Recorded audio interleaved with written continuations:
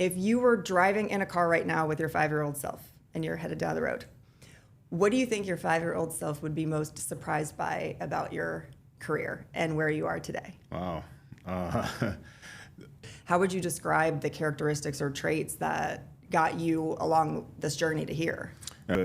Most importantly, I think really it was such a big part of my life. Yeah. How was that shift from sports to entrepreneurial life and into the business? So when you say the right way, expand on that? What do when you lay your head down at night and you feel good about it, what does that look like? If you're doing it for the right reasons, yeah. If you're doing it with righteous intentions. There's a lot of people out there that will often wonder what the right decision is. They get very conflicted based on either external pressures or expectations or cultural implications.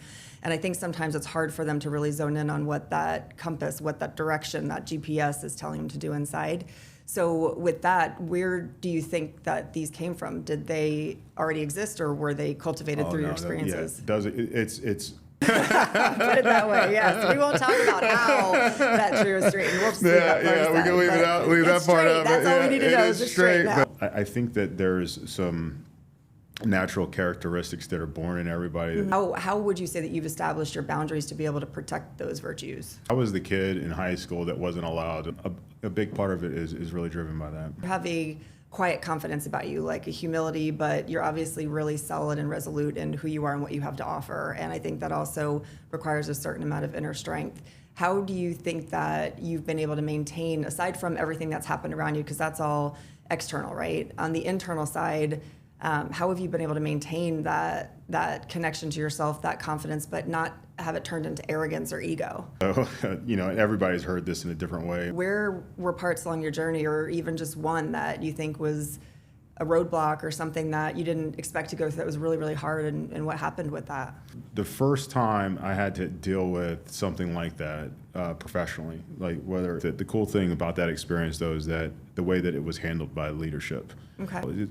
Every experience, if you have the ability to look at it in a certain way, is a learning experience, regardless if it's happening to you right. or if you're just experiencing being part of it. You can't control it because there's not much you can do to change his mind at that point. So there's a saying, the chef's got to buy their groceries to cook the meal, right? And so you got to kind of a little accept it in a way. It was cool to see and a great learning experience to see like really how leadership should handle transitions mm-hmm. and difficult ones. And it is a challenging place to be in.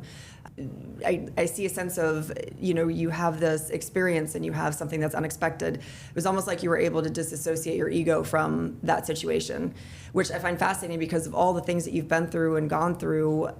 That trait of being able to see it for what it is and make it simply that. A moment in time, an experience in time, what are you going to take from it? How are you going to move on is really critical. And that's very rare and that's very, very hard, I think, for a lot of people to do. And we're talking a lot about the characteristics and virtues and traits, but how does that translate to success? Oh, well, first, let me go back and say, just to clarify, it still sucks. getting cut, so I took a good lesson from it. So I'm not going to say it didn't bother me. It wasn't really all roses, but for success, and to find success and take these lessons and to be able to convert them into success. I mean, I think ultimately, if you can.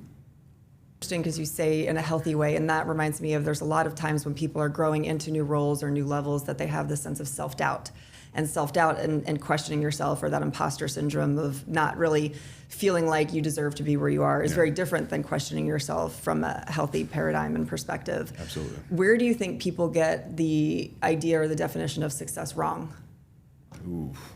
That's success. That's sticking to the core of what your purpose is and who you are, and not selling that out. Where are your roads taking you? What's next for you? And that's what our focus is, and it's what it's going to be, and we're really enjoying where we are right now with that. At the end of your journey, looking back in the rear view, to be able to say, I know that I did life well. What would that look like at the very end? What would that look like at the very end? That would look like hopefully a long time from now. That's the most important part in life. And that would be it. So true. So true.